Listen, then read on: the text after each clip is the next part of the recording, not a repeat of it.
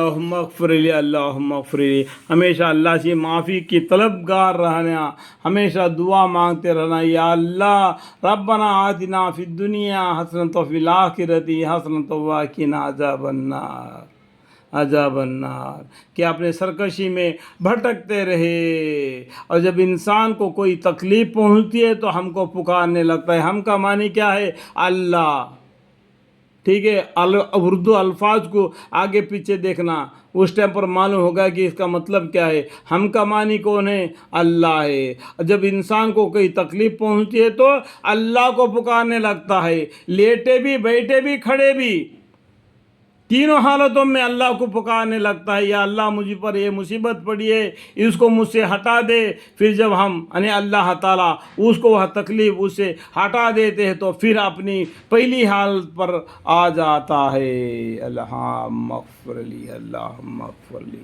گویا جو تکلیف اس کو پہنچی تھی اس کو ہٹانے کے لیے کبھی اللہ کو پکارا ہی نہ تھا، اس طریقے سے بھول جاتا ہے۔ جیسا کہ موسیٰ علیہ السلام کی قوم کے بارے میں بھی دیکھا جاتا ہے تو 9 معجزہ اللہ تعالیٰ نے نازل فرمائے، جو بھی معجزہ آتا ان کے وہ تکلیف پہنچ جاتی ہے، پھر بھی وہ سرکشی میں پھنس جاتے ہیں۔ اس طریقے سے اللہ تعالیٰ یہاں پر بھی بتا دیتے ہیں کہ کوئی تکلیف انسان کو پہنچتی ہے، وہ کھڑے بیٹھے لیٹے بھی اللہ کو پکارنے لگتا ہے، یا اللہ میری اس تکلیف کو مجھ سے دور فرما دے، تو اللہ تعالیٰ اس تکلیف کو اسے دور فرما دیتا ہے، تو وہ اللہ کو بھول جاتا ہے، پہلی حالت پر آ جاتا ہے کہ کبھی اللہ کو اس کو تکلیف کبھی پہنچے بھی نہیں اور اس نے اللہ کو پوچھا کرا بھی نہیں، اس طریقے سے ہو جاتا ہے۔ اللہم اغفر لی۔ ان حد سے نکلنے والوں کو عمل بد ان کو اس طرح مستحسن معلوم ہوتے ہیں، اس طریقے سے حد سے نکلنے والوں کو ان کے اعمال اچھے معلوم ہو جاتے۔ کذالک زین للمسرفین ما کانوا یعملون۔ جس طرح ہم نے بھی بیان مطلب اللہ تعالیٰ نے بھی بیان کیا ہے کہ اور اللہ تعالیٰ نے تم سے پہلے بہت سے گروہوں کو عذاب سے ہلاک کر دیا، جس طریقے سے تم حرکت کر رہے تھے نا، اس سے پہلے گروہوں نے بھی حرکت کی تھی، ان کو اللہ تعالیٰ نے ہلاک کر دیا جبکہ انہوں نے ظلم کیا، یعنی کفر و شرک، حالانکہ ان کے پاس ان کے پیغمبر دلائل لے کر آئے اور وہ بول غائد عناد کے ایسے کب تھے کہ یہ مان لیا تھے ہم مجرم لوگوں کو ایسے ہی سزا دیا کرتے ہیں۔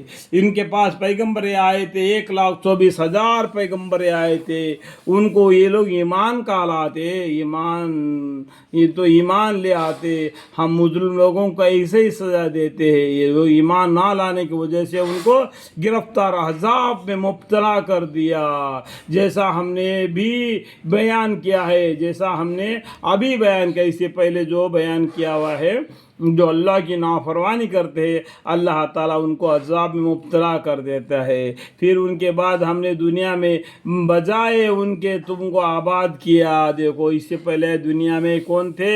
جیسا کہ ہم لوگ سوچ رہے ہیں دنیا میں ہم ہی ہیں، ہم ہی نہیں، اس سے پہلے بہت سے زمانہ گزرا، آدم علیہ السلام سے لے کے اب تک کا زمانہ کو پیچھے پھر کر ہسٹری کو دیکھ لو، کتنا زمانہ گزر گیا، آج تم ہو اور کل تم نہیں رہو گے، اور بھی جماعتیں دنیا میں آئیں گے قیامت تک کے لیے، آخری آدمی تک پیدا ہوگا جب قیامت آ جائے گی۔ اس بات کو یاد رکھو، دنیا میں بجائے ان کے تم کو آباد کیا تاکہ ظاہری طور پر ہم دیکھ لیں کہ تم کس طرح کام کرتے ہو۔ اللہ تعالیٰ نے انسانوں کو دنیا میں پیدا کر کے دیکھتے ہیں کہ ظاہری طور پر اس کے کس طریقے سے کام کرتا ہے۔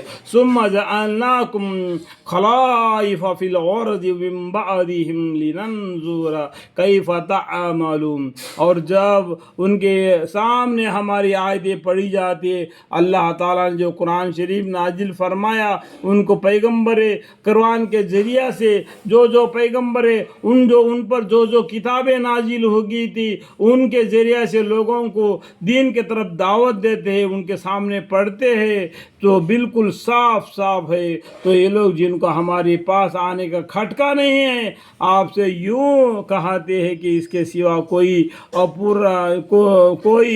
پورا دوسرا قرآن ہی لائے۔ تو یہ تو دیکھو اللہ کی طرف سے نازل ہوا قرآن ہے، اس کو چھوڑ کر بولتے کہ دوسرا قرآن لے آؤ، یا کم سے کم اس میں کوئی ترمیم کر دیجئے، جو اللہ کے حکم جو آیا وہی ہے، اس میں کچھ بدلاؤ کر دیجئے۔ اتنا ہمت تو پیغمبر صلی اللہ علیہ وسلم کے پاس ہے ہی نہیں، اس کو بدل بھی نہیں سکتے۔ یہ قرآن کو اللہ نے نازل کیا اور اس کو حفاظت بھی اللہ ہی کریں گے۔ آپ یوں کہہ دیجئے کہ مجھ سے یہ نہیں ہو سکتا کہ میں اپنے طرف سے اس میں ترمیم کر دوں، بس میں تو اس کا اتباع کروں گا، جو اللہ کا حکم کو میں مانوں گا۔ ان اتبع الا ما یوحی الی، جو میرے پاس وہی کے ذریعہ پہنچا ہے۔ اگر میں نے رب کے نافرمانی کروں تو میں ایک بڑے بھاری دن کے عذاب کا اندیشہ رکھتا ہوں۔ پیغمبر صلی اللہ علیہ وسلم نے کیا بولے؟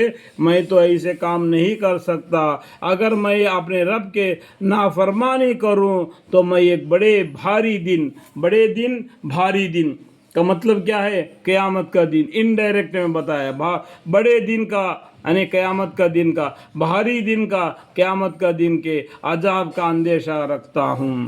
آپ یوں کہہ دیجئے کہ اگر خدا تعالیٰ کو منظور ہوتا نہ تو میں تم کو ایک کلام پڑھ کر سناتا، اور یہ ہے کہ اللہ تعالیٰ اور وہ یعنی اللہ تعالیٰ تم کو اس کے اطلاع دیتا۔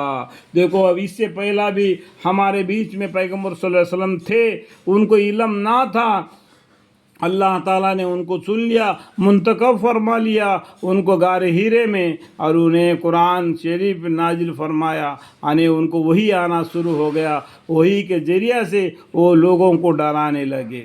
آپ یوں کہہ دیجئے کہ اگر خدا کو منظور ہوتا نہ تو میں تم کو یہ کلام پڑھ کر سناتا، اور یہ وہ یعنی اللہ تعالیٰ تم کو اس کی اطلاع دیتا۔